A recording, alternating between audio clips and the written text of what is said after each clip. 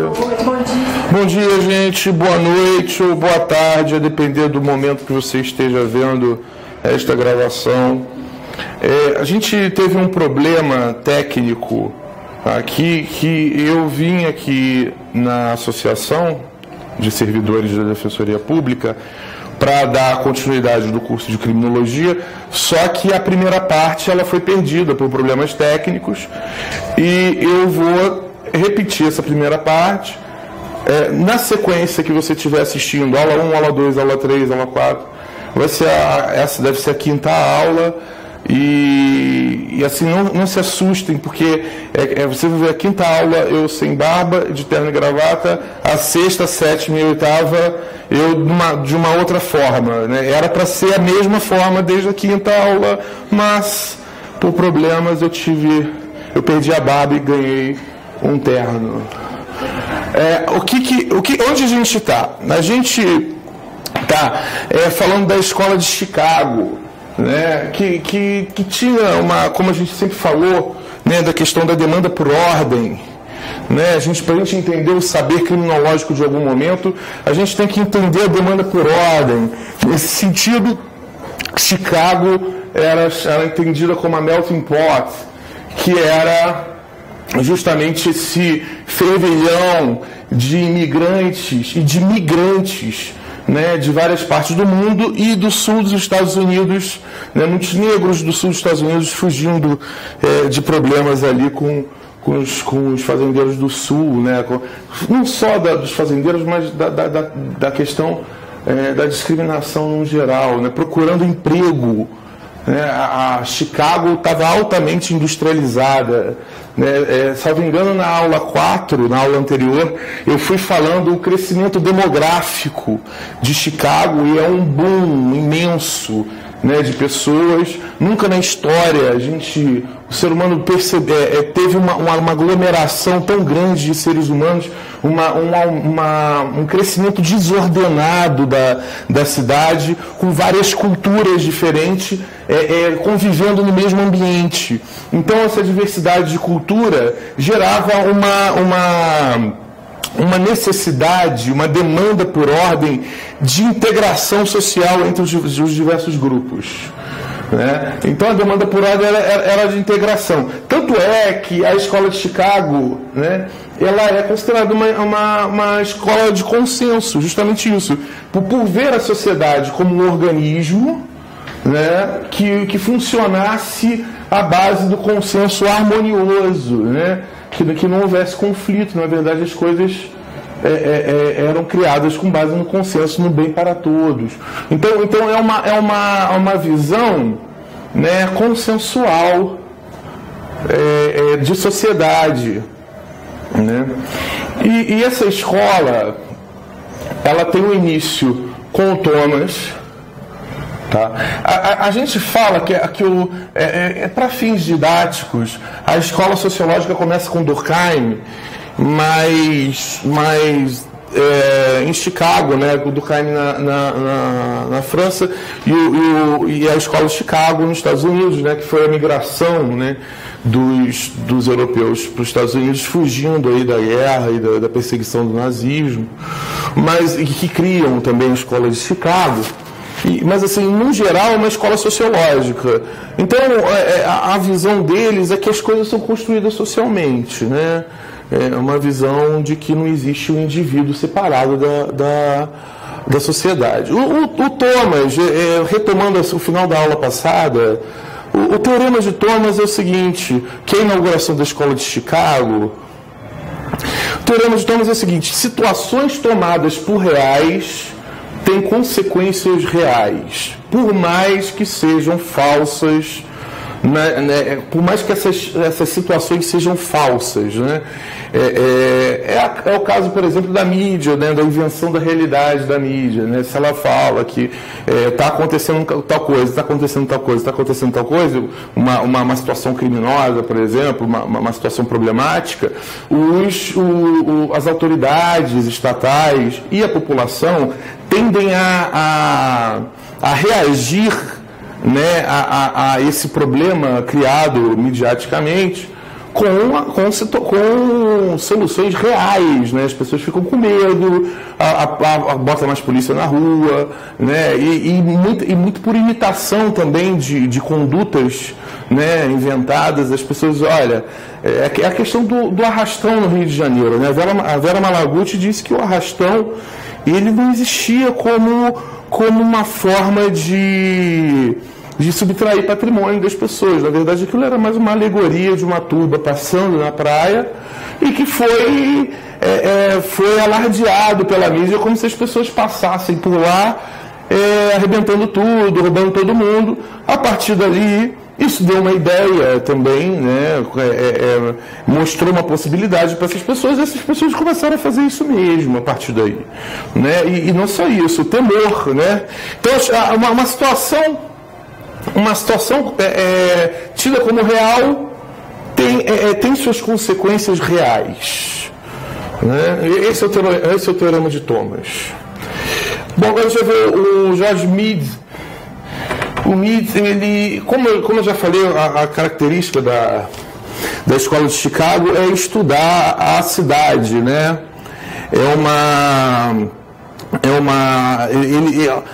Foi o que eu falei, a tradição da escola de Chicago, ela é mais prática, ela é voltada para a prática, e voltada muito para a empiria, para os problemas concretos, para a solução de problemas concretos.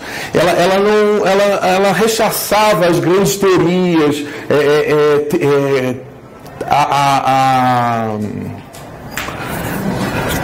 a dedução, né? O negócio dela era mais indução. Ela rechaçava as grandes teorias, a dedução, né? As filosofias e tal. O negócio dela era questões práticas, resolver problemas da cidade, né? E o Mead, ele marca, é o início, não chega a ser labeling approach aqui, tá? Mas isso aqui, o início, vai influenciar o labeling approach. Tá? Porque isso aqui ainda é consenso, tá? Isso aqui não é conflito. É o início do interacionismo simbólico. O que é o interacionismo simbólico? Ele afirma que o indivíduo ele adota vários papéis na sociedade. Papel de pai, papel de policial, papel de marido, papel de professor. E ele representa esse papel conforme a expectativa das pessoas, na interação. Esse papel ele é construído na interação, né? E aí ele é representado, ele tira da dramaturgia, tá? E aí ele traz essa noção de papel social e de atitudes estereotipadas, né? Conforme esse papel é exigido na interação, né? Simbólica porque, na verdade, essa corrente ela gosta de trabalhar muito a linguagem, tá? E as representações simbólicas, os signos, os significados, né? Os símbolos, né? O que representa cada gesto, o que representa cada silêncio, cada entonação de voz, no processo de interação e de construção dos papéis, né? Então, esse é o interacionismo simbólico. Que o papel seria criado de uma forma interativa. Como eu disse, o Mead vai trabalhar a investigação empírica da cidade, né? Então, o que a gente pode falar é que aqui temos um expoente do que a gente chama de ecologia social, ligada à escola de Chicago, como for fazer prova, né, para as pessoas que gostam de decorar para fazer as provas, né? Então, a ecologia social está ligada à escola de Chicago e está ligada ao estudo sobre as cidades, sobre os problemas da cidade, como eu falei, ligados, né, com a história de Chicago e com a imigração em Chicago, né, e com a grande industrialização que houve naquela cidade, né. A ecologia social, se vocês forem olhar, isso aqui é biologia, né? Ecologia é um termo tirado da ecologia, da biologia. E essa escola aí, ela vai vai ter também um outro nome importante, um outro teórico importante, que vai se utilizar, vai aprofundar um pouco mais essa questão da utilização dessas terminologias tiradas da biologia. Vejam, é uma biologia tirada, eles bebem na biologia, mas é completamente diferente da biologia do Lombroso, do Ferro e do Garófalo, tá? Porque aqui eles estão olhando a sociedade, entendeu? O Garófalo, o Ferro e o Lombroso olhavam o indivíduo como inferior.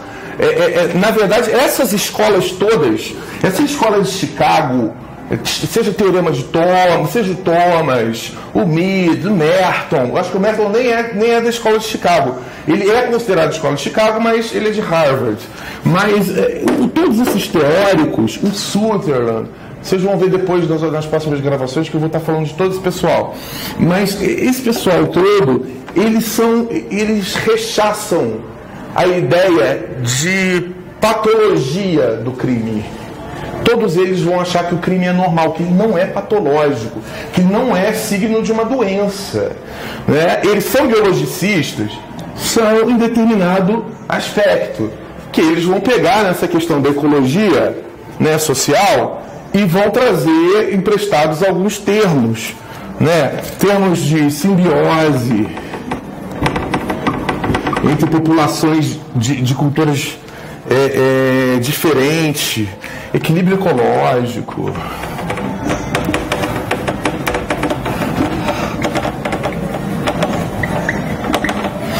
Equilíbrio ecológico, né?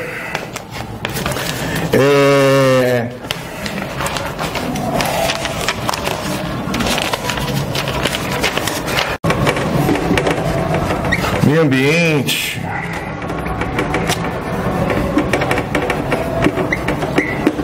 Então, aí a sucessão é importante. A gente vai ver agora a sucessão de espécies. Né?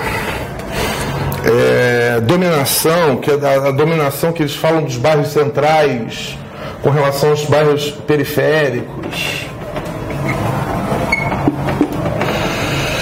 Então, esses são toda uma terminologia pegada da biologia, da ecologia, né? Mais especificamente da ecologia, e trazida para a sociologia, tratando de uma ecologia social. Né?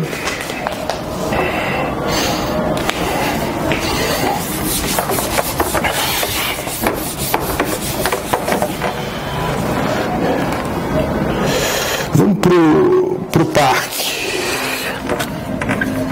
O Park, ele aprofundou bastante esses conceitos de ecologia social. Também, como a maioria da escola sociológica, vê a sociedade como organismo.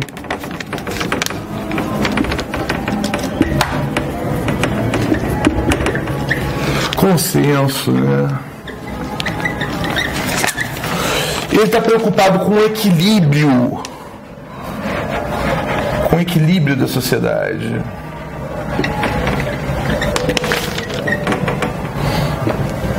Que, engraçado isso, o equilíbrio viria da disputa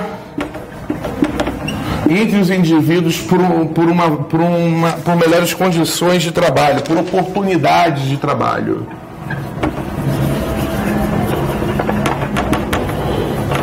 O equilíbrio viria daí, através da concorrência. Ou seja, são ideias bem voltadas para o mercado, né? A livre concorrência, né? O que ele faz? Ele vai pegar a cidade e vai dividir ela em várias áreas, tá?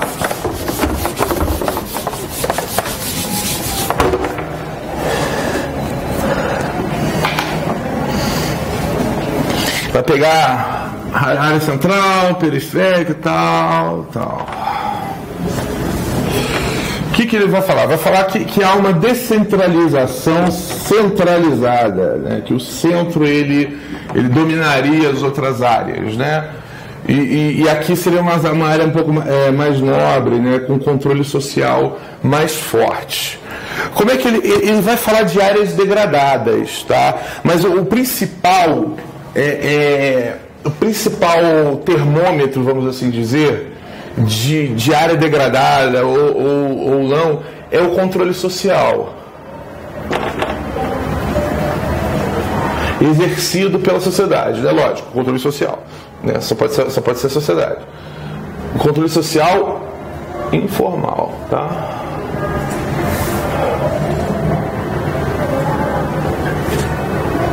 Pela área. Então o que acontece?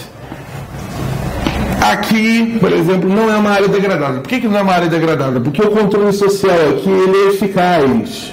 Ou seja, ou ele muda, ou ele socializa melhor a pessoa, os valores sociais, introjeta os valores sociais, né, do que é o bem, do que é o mal, quais são os meios legítimos para se alcançar as finalidades culturais, né? Ou então ele expulsa os desviantes de lá.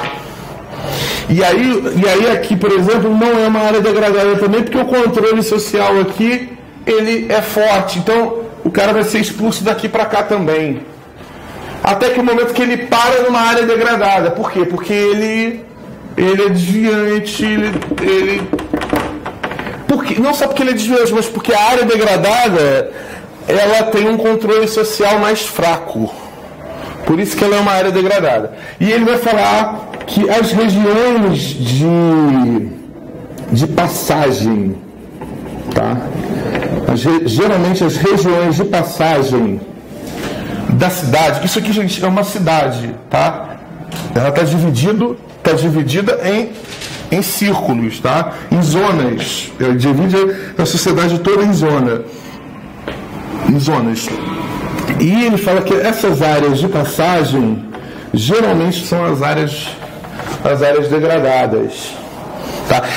O que a gente pode chamar, isso aqui os críticos e tal, de regiões morais, tá? Regiões morais, áreas morais.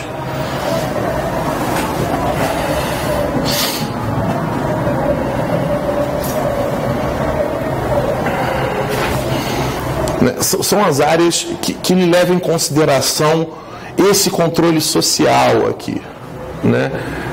Essa área, são áreas morais, né? E ele está preocupado com a desorganização, né, dentro dessas áreas. E aí ele vai falar, olha, isso aqui é uma área degradada, porque tem gangue juvenil, tem prostituição, tem tráfico de drogas, né? Ele está preocupado com a integração social, como como a escola de Chicago toda está, e ele está preocupado com a desorganização social, né, com a desorganização da cidade. Então ele vai propor uma série de medidas urbanísticas para solucionar o problema. Tá? Ele está voltado para questões práticas, né? Como eu falei, é uma escola voltada para problemas práticos, né? De uma empiria, né? Patente. Então, se preocupa com a cidade e está querendo aí, com projetos urbanos, tratar aí da questão das áreas degradadas, tá?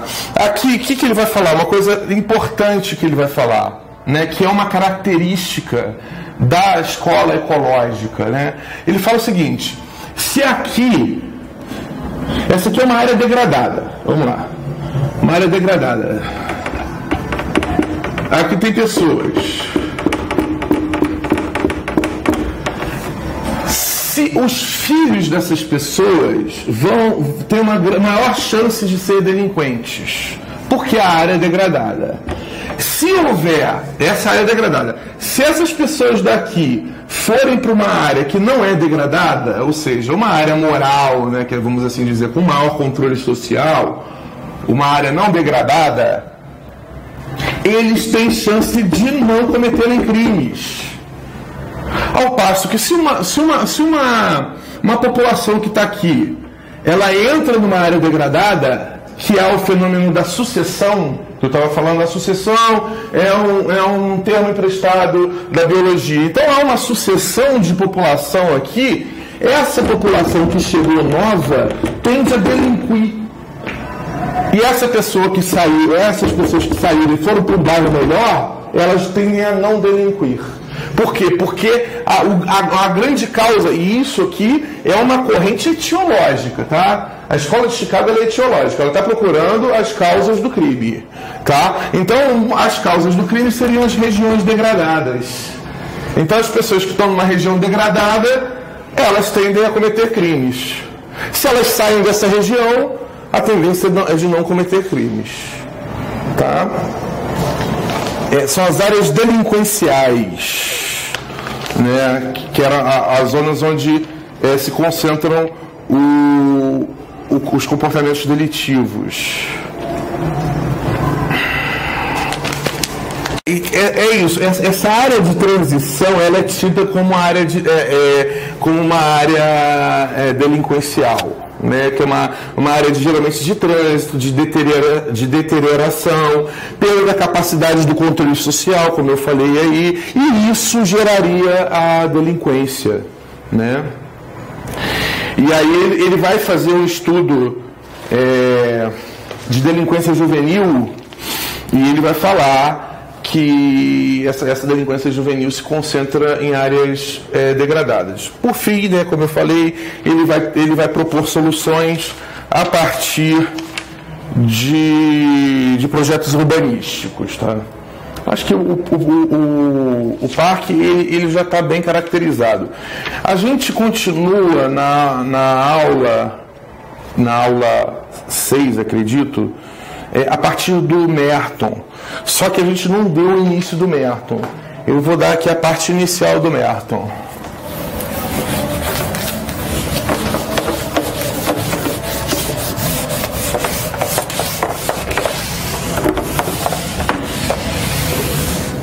Depois eu vou fazer umas explicações rápidas, uns rápidos apontamentos, que são os adendos das aulas seguintes, que aí eu vou até pedir para cortar e deixar só um pedacinho para deixar por último, tá? Porque senão vai confundir todo mundo. Então vamos lá, Merton. O Merton não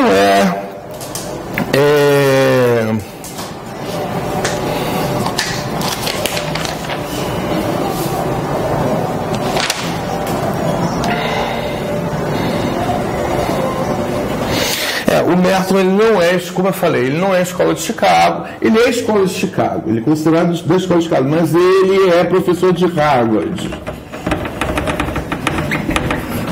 É um russo, se formou na Rússia. Na época da Revolução, ele caiu fora, ele foi perseguido pelos bolcheviques e foi para os Estados Unidos. Tá? Ele era um social-democrata, mas ele é mais de centro, né? Então ele foi perseguido pelos bolcheviques e foi para os Estados Unidos. A questão, o Merton ele vai retomar o Durkheim na questão da anomia. Também vê a sociedade como consenso.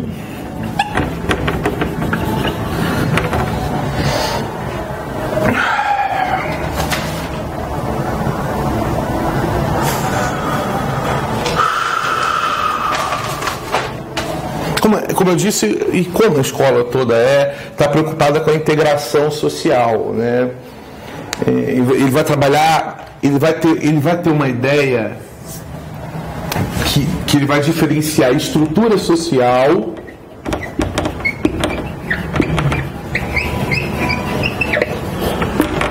de estrutura cultural.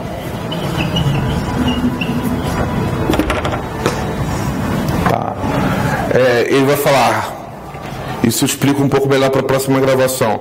Ele vai falar que a estrutura social, né, que seria uma pirâmide social, existem valores compartilhados por todos. Aqui a ideia de cultura dele não é uma ideia de cultura relativista. Ele vê uma cultura geral. E não trabalha sobre culturas, ele não faz uma relativização de culturas, ele vê uma cultura geral. E existem finalidades da cultura, da estrutura cultural, que é a finalidade de sucesso, né? Foi o que eu falei na outra aula que eu acho que a gente perdeu, né? Quando sua tia vira para você e fala, nossa, você não deu ninguém na vida, né? Você não deu nada na vida, você não vai ser ninguém na vida. Quer dizer, ser alguém na vida, né, que envolve ter dinheiro, ter um status social, ter carro, né, pagar imposto, ter pistolão, né, férias na Europa, né? Esses valores todos são socialmente divididos entre todas as pessoas. Só que essa estrutura aqui não permite que todo mundo acesse esses valores. Isso eu explico melhor na próxima gravação. Tá?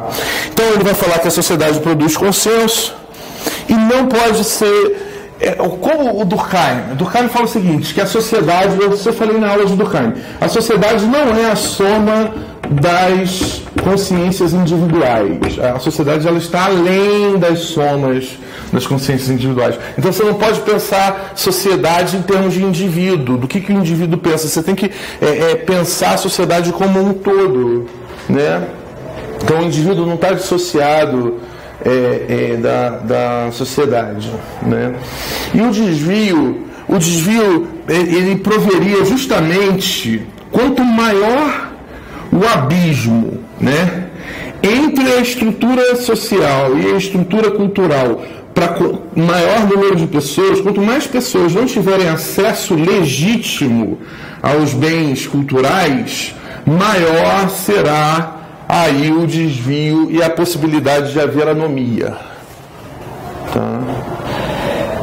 É basicamente isso. Eu acho que a próxima gravação eu continuo explicando essa questão também. Ele traça os modelos de desvio, né? Eu explico um pouco melhor o acesso legítimo aos fins culturais.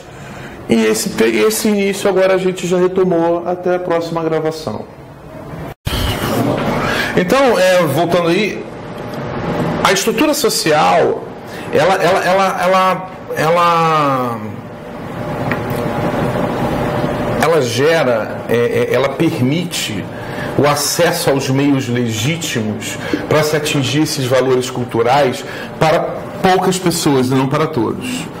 Então, o que acontece? Essas pessoas aqui que não têm acesso aos meios legítimos, isso aqui são meios legítimos, tá?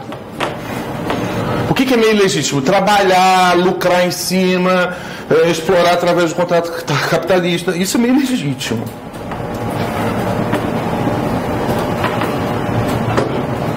Meritocracia, isso aqui é o meio legítimo, é o que ela diz que é o meio legítimo para se alcançar os valores culturais. Ela não permite isso para todo mundo. O que acontece? Essas pessoas aqui, que não têm acesso à estrutura, aos meios que a estrutura permite, elas não têm acesso aos meios que a estrutura permite, mas ela possui os mesmos valores culturais daqueles que acessam, que têm o acesso legítimo. Então, se eles têm os mesmos valores, há uma pressão também da própria família, da escola, para que ele tenha sucesso, mesmo ele não tendo acesso aos meios legítimos. O que ele faz? Ele vai pegar os meios ilegítimos para acessar esses bens. Aí o que ele faz? Enfim, um monte de coisa. E aqui residiria as causas do crime. Vocês percebam que a gente ainda está falando de uma corrente etiológica, que está vendo causas do crime. Tudo que eu falei até aqui, causas do crime, tá? Todas as correntes que eu falei até agora são correntes etiológicas. É lógico que tem umas variações aí com Freud, mas também fala de causa de crime. Então, as causas do crime adviriam da contradição que existe entre a estrutura social tá? E os valores culturais, a estrutura cultural. Entendeu? Quando há uma discrepância muito grande, aí a gente estaria na anomia. A anomia para ele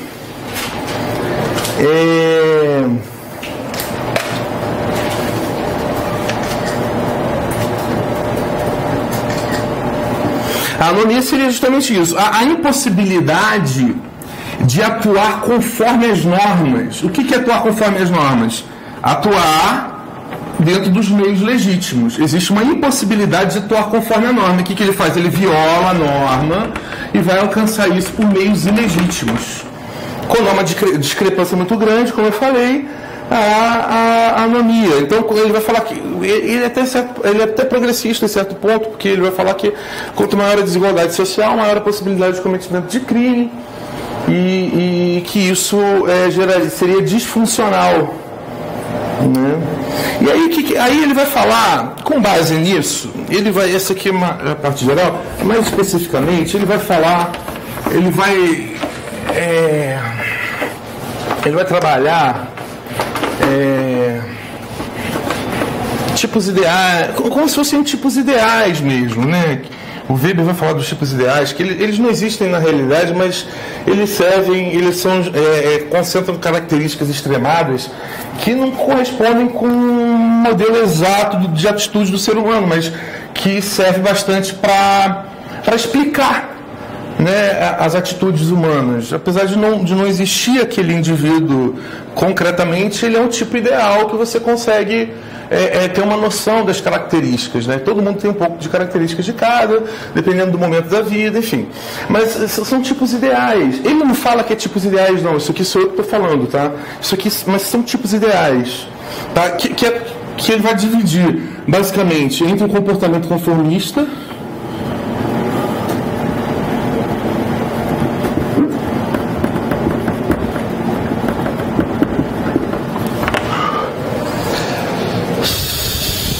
e o comportamento desviante, né? Os modelos de desvio, comportamento desviante.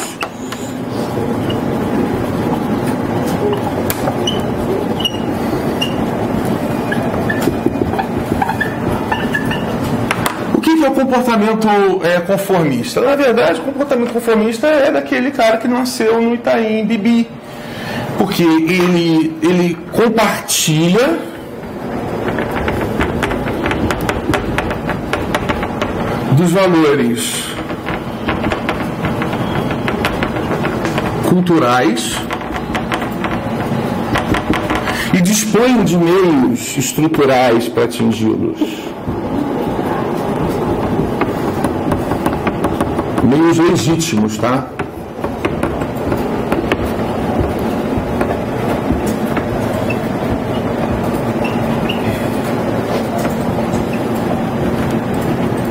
Para atingir os valores culturais.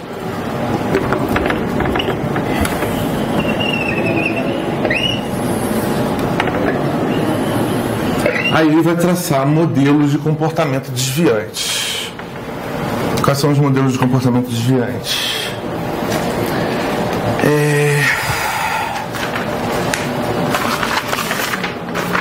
Vamos lá.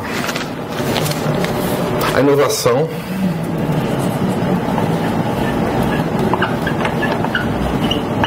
O que é inovação? Ele adere aos valores culturais.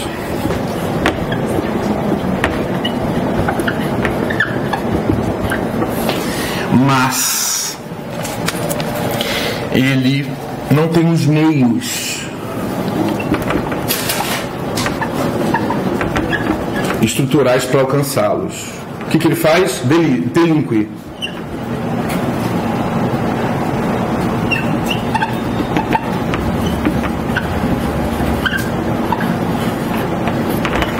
Aqui é o delinquente clássico.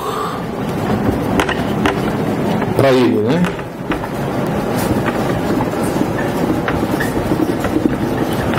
Esse é o delinquente clássico. Aí ele tem o modelo do ritualismo. ritualismo é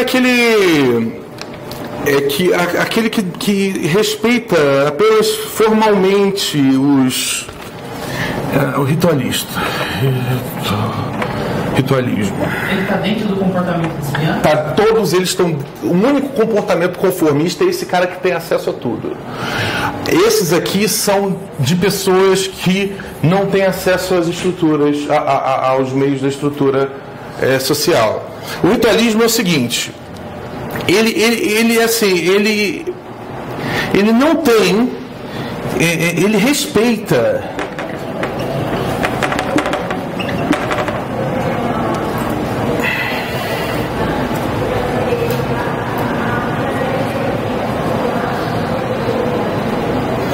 Respeita formalmente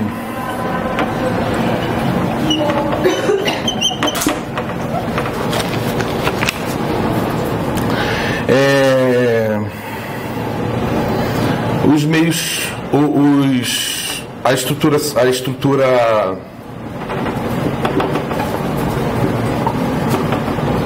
social.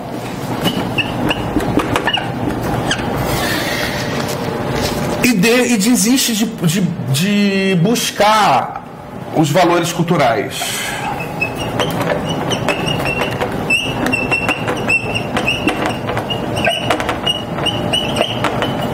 Porque sabe que não vai acessar por meios legítimos. Mas ele respeita a estrutura social. Se a estrutura social não me permite, beleza, vou ficar aqui na minha. E desiste de buscar os valores culturais. Apesar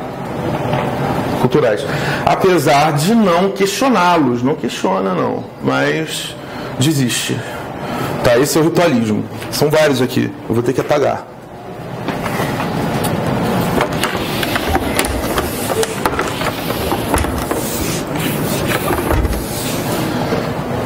Tem o apático, né? Acho que é o apático, o apático.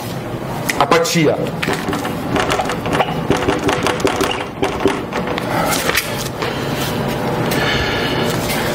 Que é a negação tanto das metas quanto dos meios.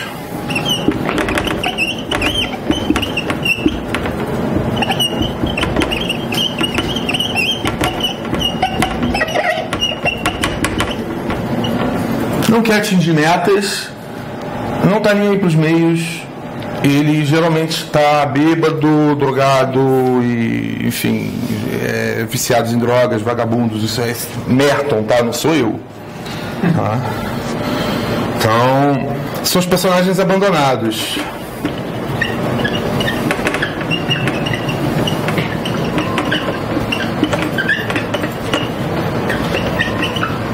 Eu acredito que aqui também entraria a questão dos moradores em situação de rua, das pessoas em situação de rua. O ritualismo seria o subemprego, isso, ela aceitou, exatamente, ela aceitou a condição dela. De forma modesta. Isso, aceitou. Isso. Não deixa de ser um pouco conformista, né? Ele não é um desviante, na verdade, né? Ele é um pouco conformista, mas isso aqui é a classificação do Merton, não é quem na prova, assim, então, né? Quem sou eu? Personalidades abandonadas, enfim, pessoas em situação de rua. Agora, o último, que seria a rebelião. Esse aqui nega, igual esse aqui, metas e meios.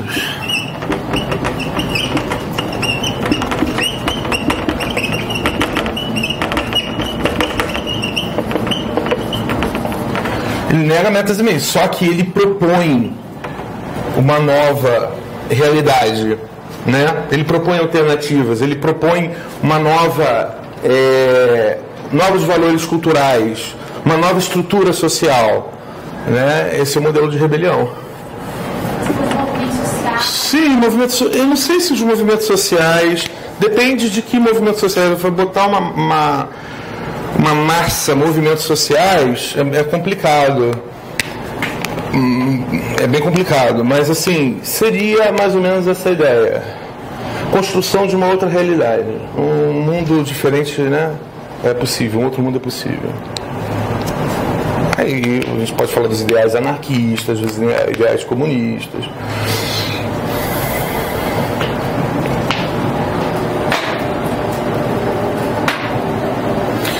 Bom, eu já falei quando o desvio, que são esses desvios, superam certos limites, trazem anomia, né? Esses desvios superariam certos limites do normal por conta da desigualdade, do descompasso entre a estrutura cultural e a estrutura social, né? Enfim, há uma relativização aqui do bem e do mal, tá?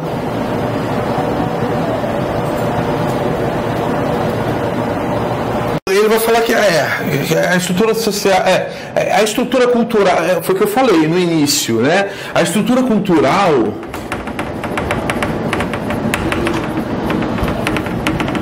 aqui ela é vista como consenso,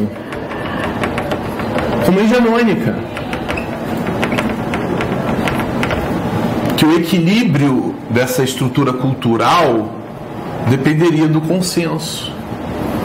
E que quanto mais afastada estaria a estrutura social da estrutura cultural, a estrutura social da estrutura cultural, mais ameaçado estaria esse consenso e mais próximo da anomia estaríamos. Tá? Agora vamos num bem legal aqui. O que acontece? Eu vou dar uma certa. Eu vou interromper um pouco, eu vou dar um corte agora. Por quê? Porque a gente está falando na verdade, a gente está falando para pessoas que estudam direito. O que acontece? A criminologia na América Latina, no geral, ela é desenvolvida por juristas. A criminologia na América Latina é desenvolvida por sociólogos, enfim, não tem muita. Não é muito estudado pelos sociólogos, a criminologia em si. Estudo mais é a sociologia da violência. Mas na Europa e nos Estados Unidos, quem estuda criminologia é sociólogo, basicamente. Lógico, tem os arquitetos, geógrafos e tal. E eu estou dando uma aula aqui na América Latina, Brasil, São Paulo, enfim. Então, uma aula para juristas. O que acontece? Eu vou falar sobre um elemento da aplicação da pena, justamente tendo em vista o público. Vocês lembram da co-culpabilidade do Estado? Co-culpabilidade do Estado como...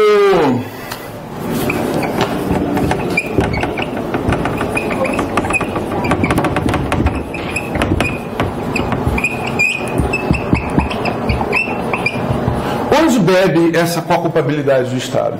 Nessas teorias, Merton, Dewey, Park. Lembra que o Park ele vai falar da questão do planejamento urbano, da intervenção do Estado no planejamento urbano. O que acontece? Esses caras aqui, né, eles têm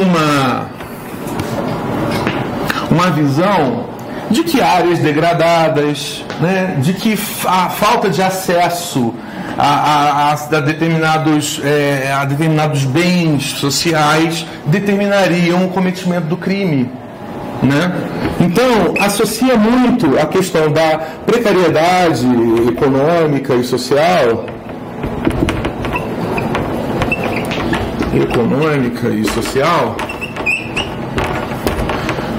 ao cometimento do crime.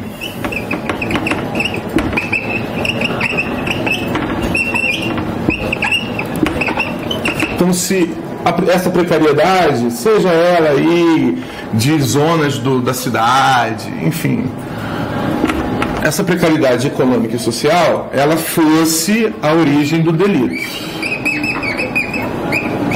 O que acontece? A partir daí, dessa noção, e essa criminologia que está por trás da co-culpabilidade do Estado. Por quê? O que é co-culpabilidade ou corresponsabilidade do Estado? Seria o quê? Seria uma atenuante genérica que entraria lá no 61, 62, agora eu não estou com o código aí, mas o Código Penal, e geralmente a maioria deles, não só brasileiro, admite uma atenuante genérica da pena, não especificada em lei.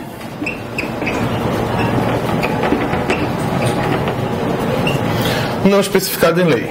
Não em lei.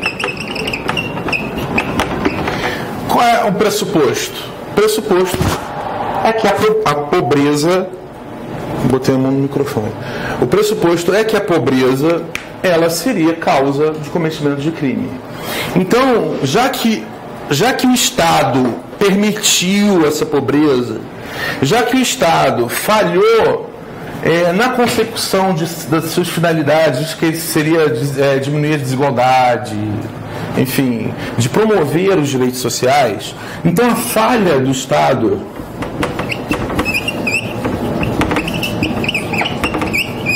em promover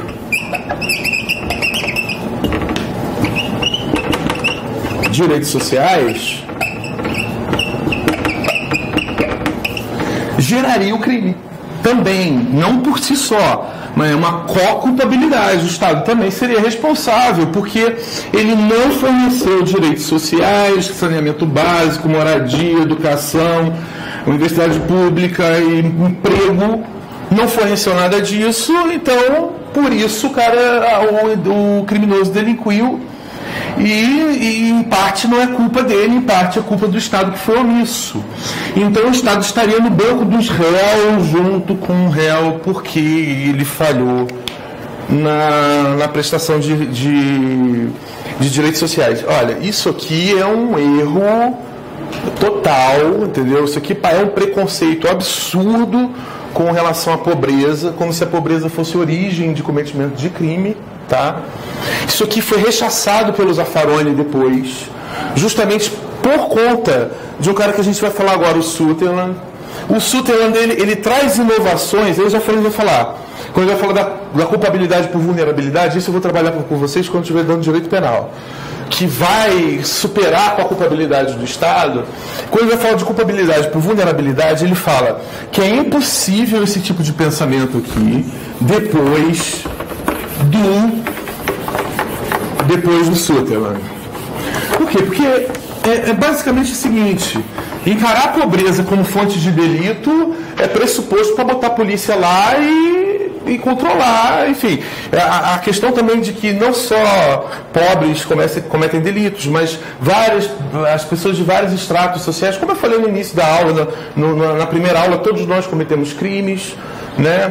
Vários estratos sociais cometem crime e não é o fornecimento de direitos sociais que faz com que acabe crime, porque senão você viraria para o Perrella e falaria para ele assim: olha, eu vou te dar educação, saúde e saneamento básico para você não traficar 450 quilos de cocaína no helicóptero, entendeu? Então, assim, isso é surreal, né? No edital para delegado de Polícia Federal, eles vão falar do seguinte: prevenção primária. Essa ideia de prevenção é ridícula, tá? Prevenção, mas eu vou dar isso com... Enfim, prevenção, não aqui. Prevenção primária, que eu estou um pouco preocupado com isso, a formação dos delegados. Mas, quem sou eu? Eu tenho que ajudar as pessoas a passarem no concurso, né? Primária. Qual é a ideia de prevenção primária? Que para você prevenir crime, você teria que fornecer direitos sociais para as pessoas. Foi o que eu acabei de falar, né? Existem vários exemplos, né? Sonegação fiscal. Quer dizer, então eu vou fornecer direitos sociais para um cara que já tem todos os direitos sociais plenos, para que ele deixe de cometer crimes de colarinho branco. Isso é um absurdo. Isso aqui é prevenção primária, prevenção secundária e terciária. Isso aqui é de um preconceito absurdo contra a pobreza. Tá? Isso aqui é pressuposto de criminalização da pobreza.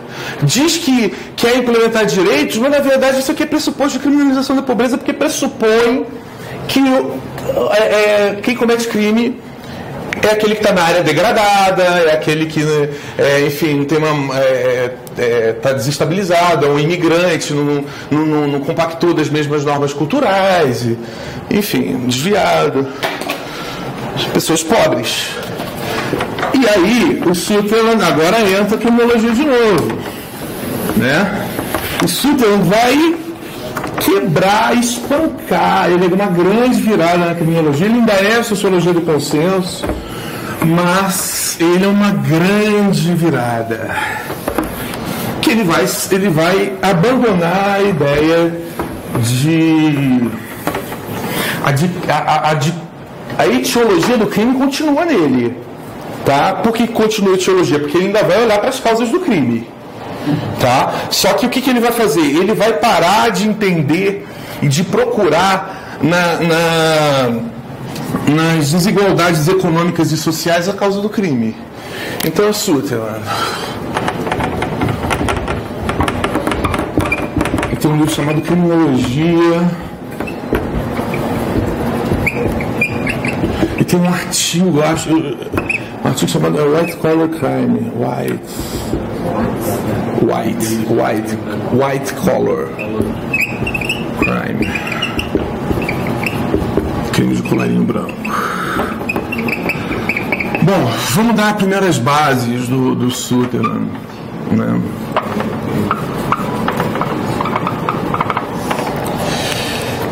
O Sutherland, o objeto de pesquisa do Sutherland foram basicamente megacorporações, mega empresas, tá, nos Estados Unidos. Tanto é que o estudo dele foi censurado. A primeira vez que ele publica o livro dele sobre esses estudos, como ele aponta várias irregularidades, vários crimes cometidos por grandes empresários, a galera foi lá e censurou. A primeira edição dele é sem a parte que ele demonstra os crimes cometidos pelos poderosos, né? Então, eles censuraram essa parte, foi publicado sem essa parte. Depois é que a gente vai descobrir que ele, enfim, fez todo um relatório e tal. Então, o objeto dele era crimes cometidos por grandes empresas e até estatais também, viu? Não é só privado, não. Ele vai trabalhar crimes estatais também. E, assim, ele integrou, né, o grupo da Escola de Chicago, né, o livro Criminologia de 1924. É bom a gente situar aí historicamente. Então, como eu falei, ele vai criticar duramente a ideia de desorganização social.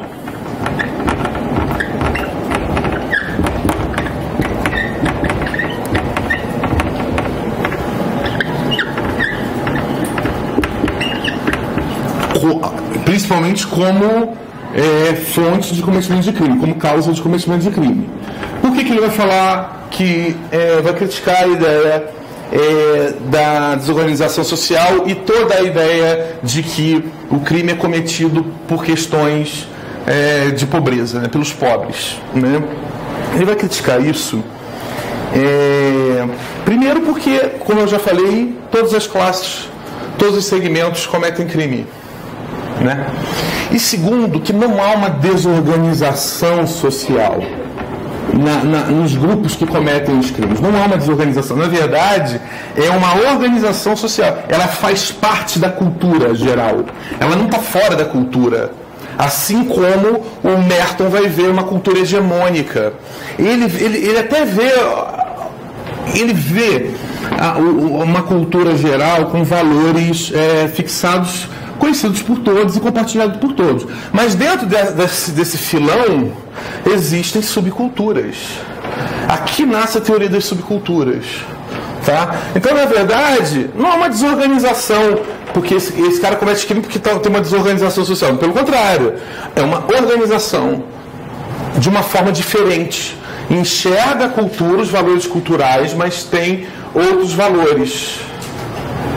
Tanto é que enxerga os valores culturais gerais que ele adota atitudes para fugir da punição disso aqui. Então, e tem outras metas, outros meios diferentes, não compartilhados pelos valores gerais da cultura. Então não haveria uma desorganização social. Na verdade, haveriam subculturas.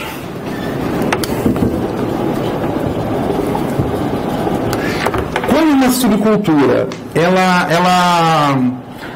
os membros da subcultura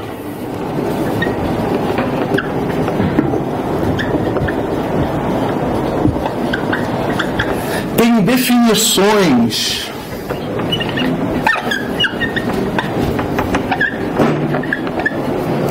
favoráveis à violação da norma,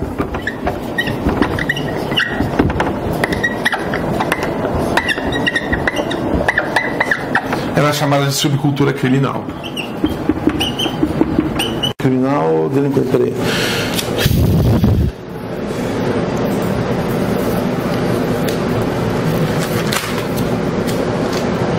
Subcultura criminal. Porque são grupos favoráveis à violação da norma. O que acontece? Esses grupos, eles, através da linguagem, aqui retoma o interacionismo simbólico, tá? Retoma o interacionismo simbólico. Porque o que ele fala? Que o crime, né, o criminoso e tal, ele nasce, a atitude criminosa, ela é aprendida na interação com determinados grupos que têm a definição favorável à violação da norma. Então tem um subgrupo, a subcultura criminal,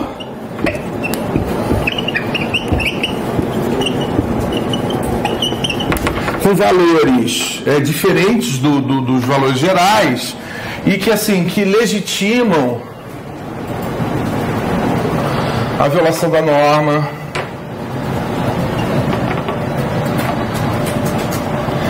desenvolvem toda uma técnica de violação da norma.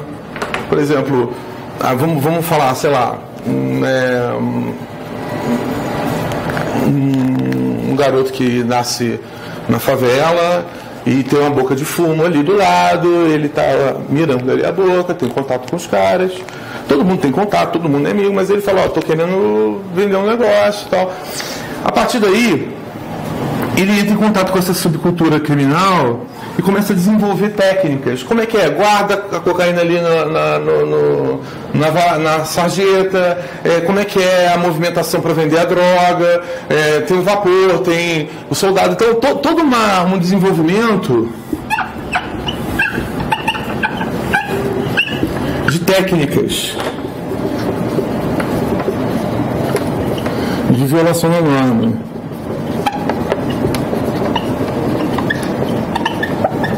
No caso dos grandes, né, o desvio a sonegação de impostos, exige uma série de atitudes para ludibriar o fisco, uma série de técnicas, né?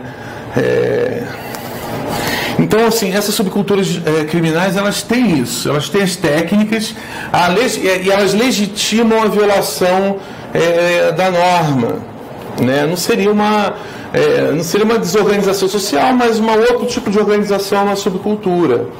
E como é que o comportamento delituoso ele é aprendido? Através da linguagem, na interação social com esses grupos.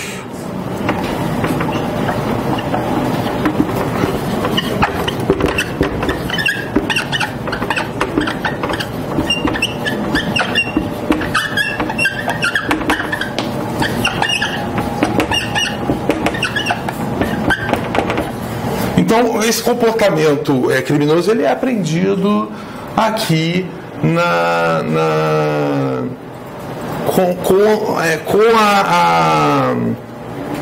com contato mesmo com esse grupo que tem definições favoráveis à violação da norma, tá? E aqui, na linguagem, na interação, aqui o interacionismo simbólico, os papéis são construídos socialmente, aqui há o interacionismo simbólico. Ele pega muito do interacionismo simbólico.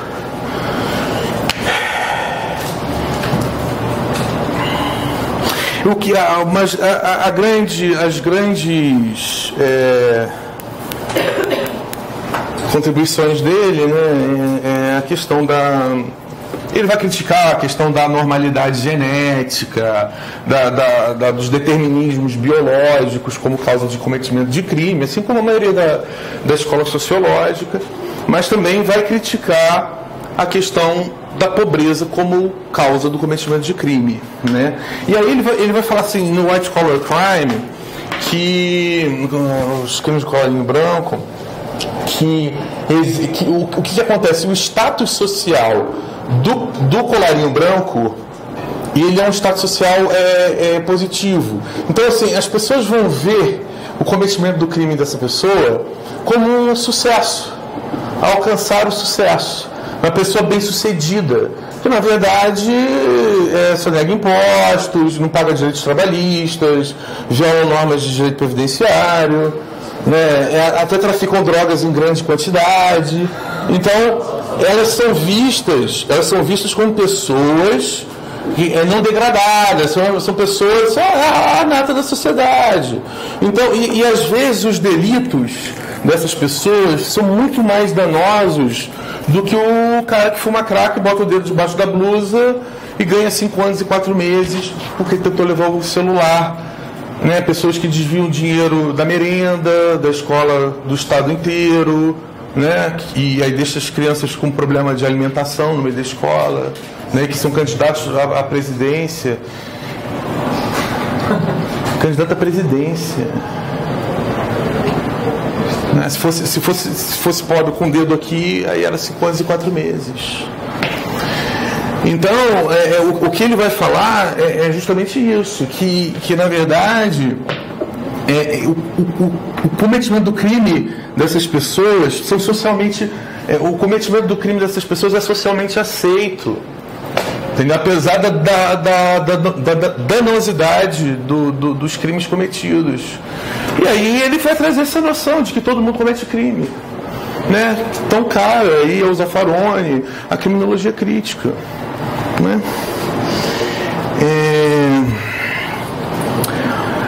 A gente já está chegando no final da escola de Chicago. Nossa, eu achei que nunca fosse acabar. A Vera Malaguti, ela fala que é muito importante a escola de Chicago, que a gente não estuda muito ela, e é verdade. Meio chatinha também. Causa de crime na pobreza é uma coisa muito preconceituosa, mas é muito melhor do que bandido bom e bandido morto. Entendeu? É absurdo como um cara que fala que a causa do delito é a pobreza é mais progressista do que o que a gente está vendo aí. Entendeu? O cara pelo menos consegue enxergar que, poxa, a estrutura social permite acesso a poucas coisas, né? Permite acesso a poucas pessoas às metas culturais. Quer dizer, e ver que o crime normal como uma coisa normal, não patológica, funcional, não é bom, não é o ideal, mas ainda é progressista em relação, por exemplo, aos lombrosianos, né, o pessoal, o positivismo biológico que volta sempre, né? É o curso dos discursos, né? É a continuidade de rupturas, depois ele volta e aí pega adolescentes da Fundação Casa do Rio Grande do Sul, a PUC, para estudar o cérebro, para ver os motivos do cometimento do crime, e a CNPq banca isso. Bom, Albert Cohen. Chicago. Finalzinho de Chicago. Como é que é?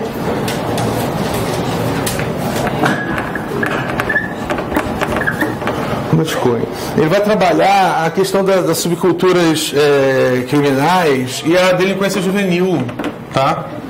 Na verdade, não só o Cohen que trabalha a delinquência juvenil, tá? O Sykes e o Matza também. Tá, mas daqui a pouco a gente fala sobre o Sykes e o Matza. Delinquência juvenil.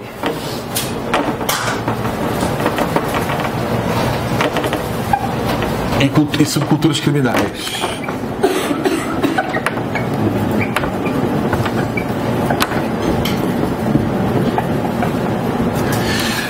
Ele vai falar que a delinquência juvenil, ela é uma delinquência de expressão e não tanto uma delinquência de utilitarista, né? É uma delinquência de expressão. Por que é uma delinquência de expressão?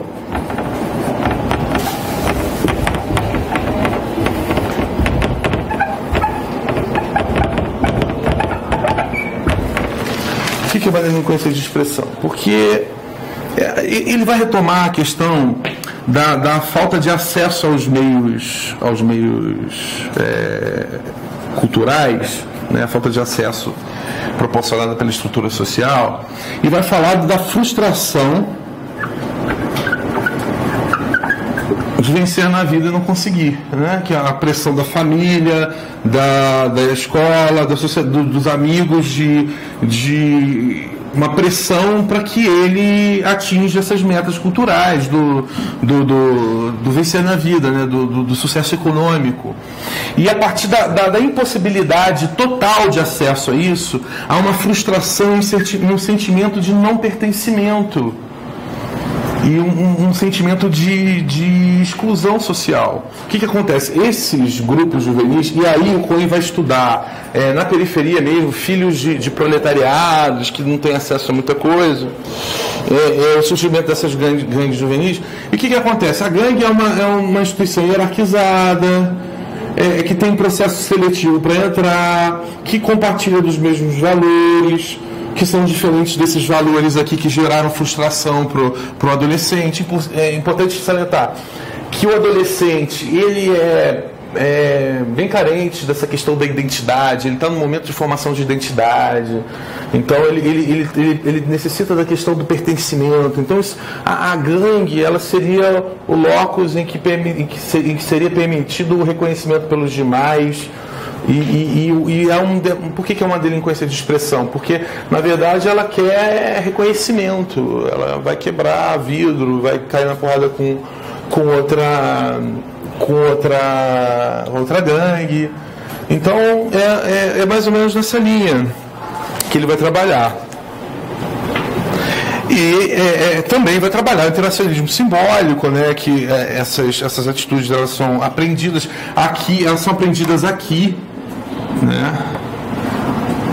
Como eu falei, as técnicas, as justificações, os valores, né, de violar a norma, construído para violar a norma, e uma técnica de violação de norma. É tudo aprendido na subcultura.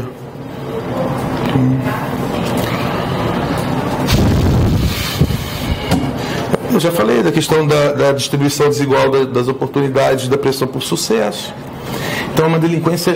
Por que é uma delinquência de expressão? Porque é uma delinquência que visa atingir o reconhecimento.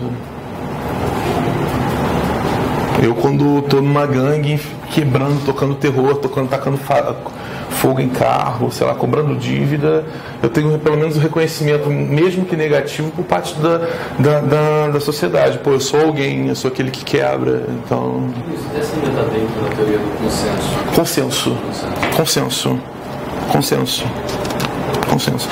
Essa divisão entre teoria do consenso e teoria do conflito é muito complicada. Os livros passam, eu não entendi até agora porque os livros passam isso de uma forma tranquila. Eu realmente tenho dificuldade.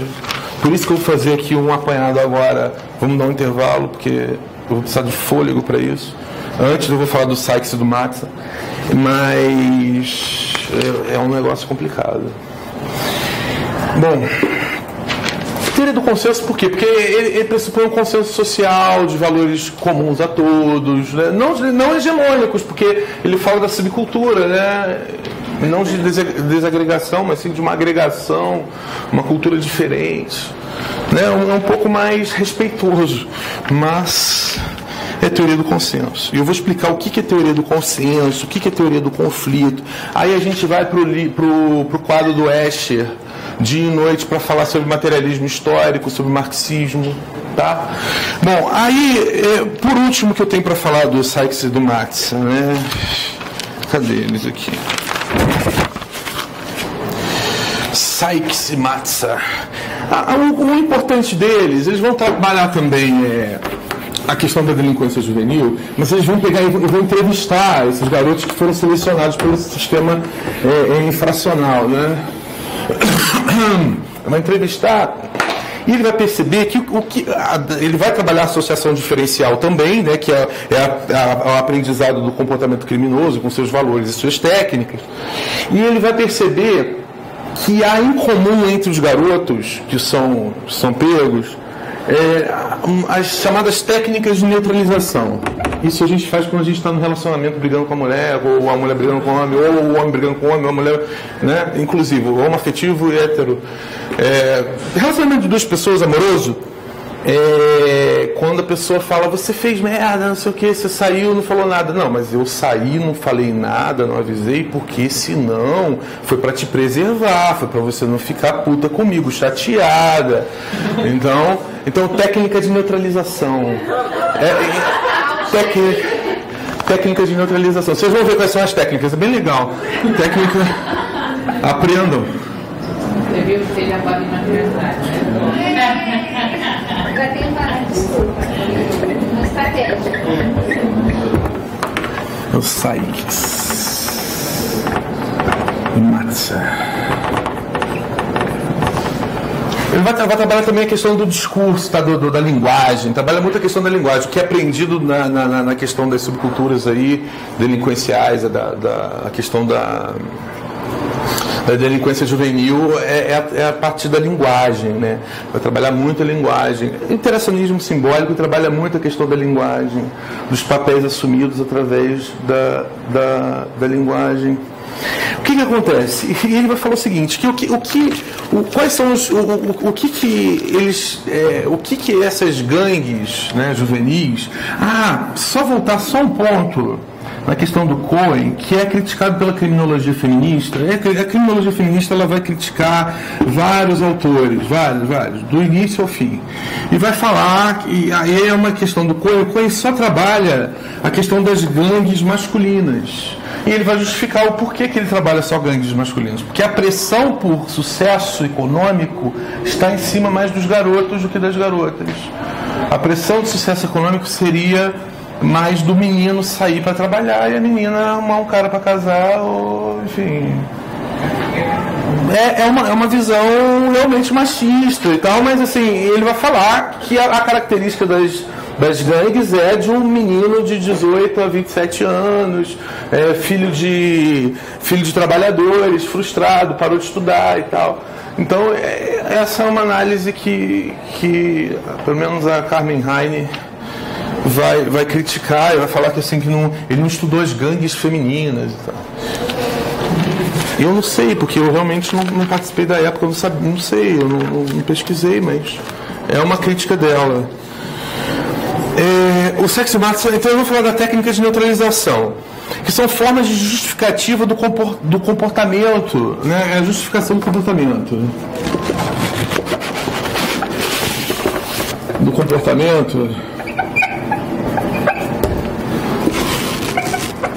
Atenuando ou eximindo da culpa, eximindo o jovem da culpa.